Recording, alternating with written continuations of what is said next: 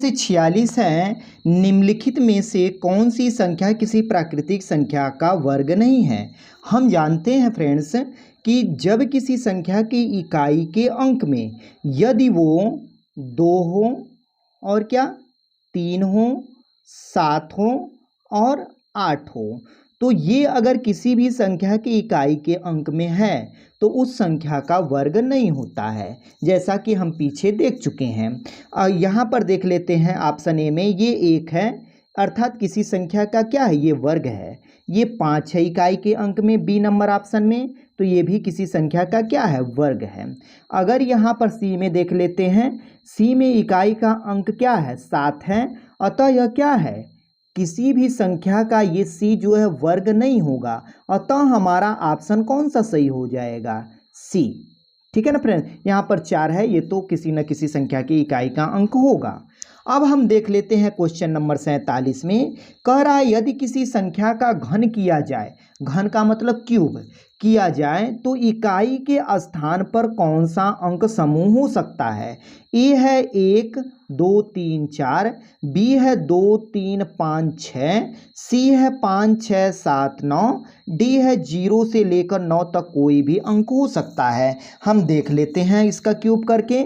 अगर हम 1 का क्यूब करते हैं तो 1, अगर हम 2 का क्यूब करते हैं तो कितना होगा, 2 दूनी 4 दूनी 8, अगर हम 3 का क्यूब करेंगे तो 27। हमको इकाई के अंक से मतलब है तो वो हम देखेंगे। ठीक है, अगर हम 4 का क्यूब करेंगे तो कितना होगा, 4 चौक 16 चौको 64, तो यहाँ 4 हो गया। और यहाँ पर 5 का क्यूब करेंगे तो 5 25 25 125, ये 5।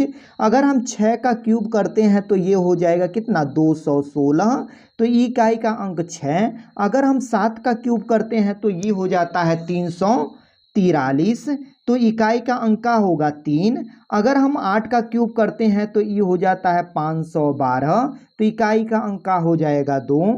अगर हम 9 का क्यूब करते हैं तो ये हो जाता है कितना, 9 का क्यूब करेंगे तो ये हो जाता है 729, तो इकाई का अंक का आ गया 9। ठीक है, अगर हम 10 का क्यूब करते हैं तो ये आ जाता है 1000, तो इकाई का अंक क्या हो गया, 0। अर्थात क्या क्या है यहाँ पर, हम इकाई का अंक देख लेते हैं।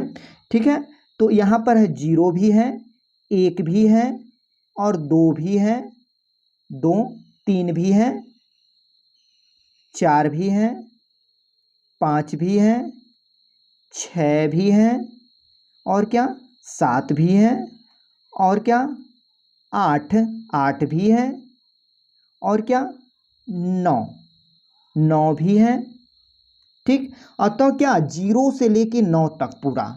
ठीक है ना, ये हम कह सकते हैं कि किसी भी संख्या का घन किया जाए तो इकाई के स्थान पर कौन सा अंक समूह होगा, 0 से लेकर के 9 तक का कोई भी अंक हो सकता है। अतः हमारा ऑप्शन जो है कौन सा सही हो जाएगा, डी सही हो जाएगा।